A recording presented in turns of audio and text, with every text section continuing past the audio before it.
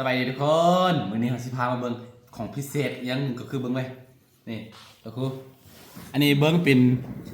เบิ่งคือหินทั่วไปหินธรรมดาแม่นบ่แต่ว่ามันบ่แม่นเด้อทุกคนเด้อนี่สังเกตเบิ่งนี่เห็นบ่ทุกคนแล้วก็มันหนักเนาะหนักกว่าหินทั่วไปเป็น10เป็นเท่านะอันนี้ตัวนี้ประมาณ9โลเบิ่งแม่นแล้วก็เด้อสิ่งที่ของแท้นี่เบิ่งเด้อนี่เบิ่งเด้อแล้วกูเห็นบ่นี่นี่มันดูดแม่เล็กมึงเลย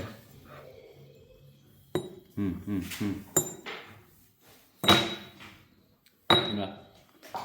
นี่แล้วก็นักเนาะเบิ้งข้างนอกมันเป็นหินแต่ว่าข้างในนี่มันเป็นแห่มดนะทั้งหมดเลยเป็นนักเนาะมันมีฝังอยู่ใต้ดินเอาเครื่องสแกนโลหะเราไปเจอมันเป็นแม่เล็กบ่เป็นอันเล็กลายบ่เรื่องไม่ยังเบิ่งเห็นบ่นักเนาะ9 โลหินก้อนน้อยๆนึง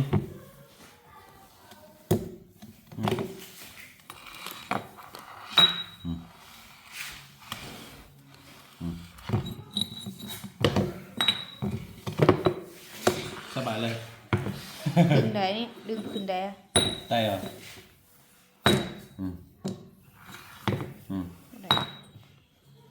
มันนักเกินนัก9 โลสบายผู้ใดมีความรู้เกี่ยวกับอันนี้เนาะลองแนะนำมันเป็นไม่ยังนี่คือนักเท่นักวานะ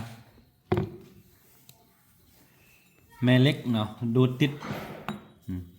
เราเบิ้งนี่เอาไปว่าทรงสายเนาะไปว่านี่ทับอันนี้ออกเบิ้งกดว่าเป็นนี่9 โลได้หินน้อยๆหนึ่งเนี่ยอ๋อโลKFC ทันได้ฮู้ลองแนะนำมึง